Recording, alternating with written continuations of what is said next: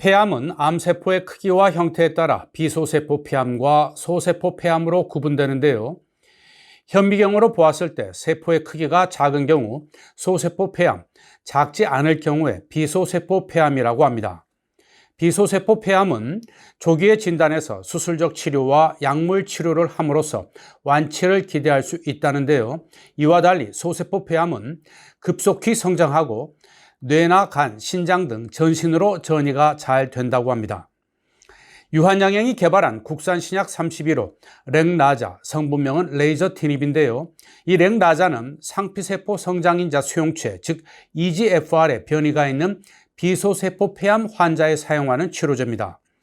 3세대 EGFR 폐암 치료제로 분류되는데요. 최근에 글로벌 신약으로 도약할 가능성을 한층 높였습니다.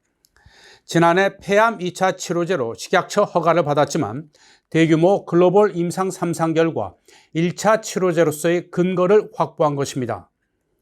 유한양행은 지난 12월 3일 유럽중앙학회 아시아에서 렉나자와 아스트라제네카의 1세대 표적 항암제인 이레사와 비교하는 임3상 결과를 발표했습니다. 렉나자는 암이 추가로 진행되지 않거나 사망에 이르지 않는 이른바 무진행 생존기간 PFS가 20.6개월로 이레사정 투여군의 9.7개월보다 11개월 긴 것으로 나타났습니다. 즉 이레사보다 질병 진행이나 사망 위험을 55% 감소시키는 것으로 분석된 것입니다.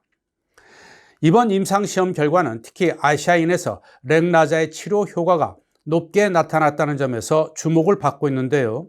기존 폐암 치료제의 경우 아시아인에게서 효과가 다소 떨어진다는 임상 보고가 있기 때문입니다. 아시아인 환자군에 대한 투약 결과 이레사의 무진행 생존기간은 9.7개월인데 비해서 렉나자는 20.6개월로 더 우수했습니다. 임상을 주도한 조병철 연세암병원 폐암센터장은 EGFR 변이 비소세포 폐암은 아시아인에서 많이 발병한다면서 이번 결과는 아시아인과 비흡연자가 많이 포함된 임상시험 결과라 더욱 의미가 크다고 말했습니다.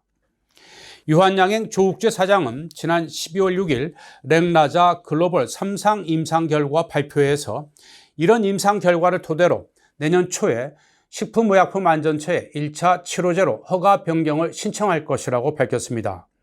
조 사장은 또 렉나자의 글로벌 판권을 보유한 얀센의 미국 식품의약국 FDA와 유럽의약품청 EMA 허가도 강력히 요청할 계획이라고 강조했습니다. 글로벌 시장 진출과 함께 기존의 폐암 치료와의 본격적인 경쟁을 예고한 셈인데요. 당장 내년 초에 식약처의 적응증 허가 변경이 승인되면 건강보험 급여 적용과 약가 협상 절차를 밟게 되는데요. 3세대 표적 항암제인 아스트라제네카의 타그리스와의 대결이 불가피할 것으로 보입니다.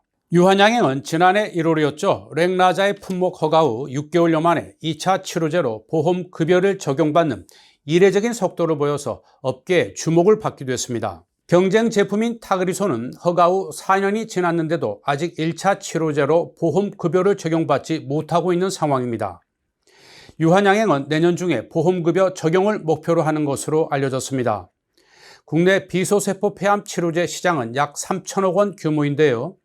렉나자의 1차 치료제로의 허가 변경 승인과 함께 급여 적용은 언제 이루어질지, 더 나아가 미국과 유럽 시장의 문턱을 넘어 글로벌 신약으로 인정받을 수 있을지 국내외 제약업계에 관심이 집중되고 있습니다.